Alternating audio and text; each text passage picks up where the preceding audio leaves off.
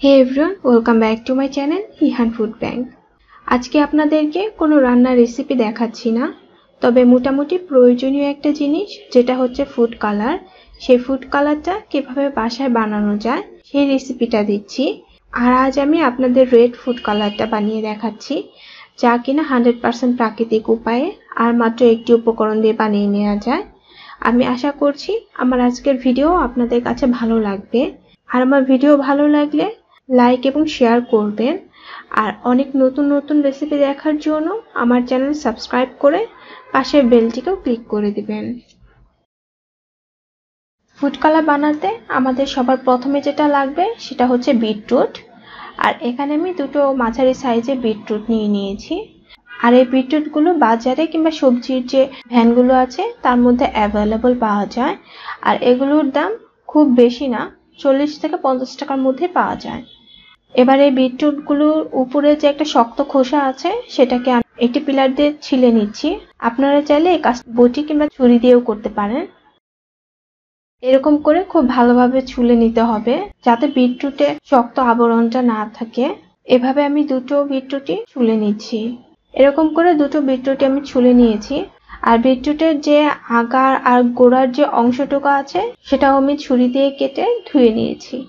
এবার এখানে আমি একটি বড় বোল নিয়ে নিয়েছি আর নিয়ে নিয়েছি এরকম এক সবজি গ্রেট করার গ্রেটার।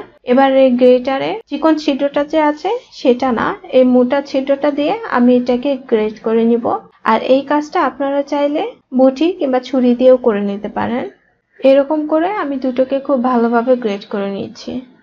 এখানে দুটো বিটরুটই গ্রেট করা হয়ে গিয়েছে। এরকম পাতলা করে গ্রেট করে নিতে হবে। এবার এখানে আমি একটি প্লেট নিয়ে নিয়েছি আর এটার মধ্যে আমি বিটরুটগুলো একটু ছড়িয়ে ছড়িয়ে দিচ্ছি। এবার এখানে বিটরুটগুলো ছড়িয়ে দিয়েছি। এবার এগুলোকে আমি কড়া রোদে খুব ভালোভাবে শুকিয়ে নিচ্ছি। এখানে বিটরুটগুলো খুব ভালোভাবে শুকিয়ে গিয়েছে। আমি কড়া রোদে শুকিয়েছি আর এটা শুকাতে 3 দিনের মতো টাইম লেগেছে। এবার এগুলোকে খুব ভালোভাবে আমি ব্লেন্ড করে নিচ্ছি। আপনারা চাইলে পাটাতেও পিষে নিতে পারবেন। খুব ভালোভাবে ব্লেন্ড করা হয়ে গিয়েছে। এবার এই ফুড কালারগুলোকে আমি একটি বাটিতে ঢেলে দেখাচ্ছি। এরকম একদম ফাইনলি করে ব্লেন্ড করে নিতে হবে। দেখে নিলেন যে মাত্র একটা উপকরণ দিয়েই কত সহজেই তৈরি করা যায় ফুড কালার।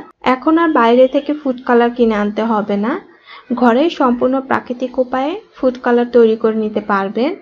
আর তাছাড়া এটা যে কোনো এয়ারটাইট কন্টেইনারে ভরে প্রায় 1 বছরের মতো সংরক্ষণ করতে পারবেন।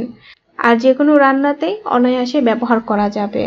আপনি চাইলে আপনার বানানো খাবারের পিকচারগুলো অথবা রেসিপিগুলো আমার সাথে আমার ফেসবুক গ্রুপে শেয়ার করতে পারবেন। আর গ্রুপের লিংক ভিডিওর নিচে ডেসক্রিপশন বক্সে দেওয়া থাকবে। তাছাড়া ভিডিও রিলেটেড কোনো প্রশ্ন থাকলে কিংবা কোনো রান্নার রিকোয়েস্ট থাকলে কমেন্ট সেকশনে কমেন্ট করে আমাকে জানাতে পারেন, আমি উত্তর দেওয়ার চেষ্টা করব। আজকের ভিডিও দেখার জন্য সবাইকে অনেক ধন্যবাদ। সবাই খুব ভালো থাকবেন। আল্লাহ হাফেজ।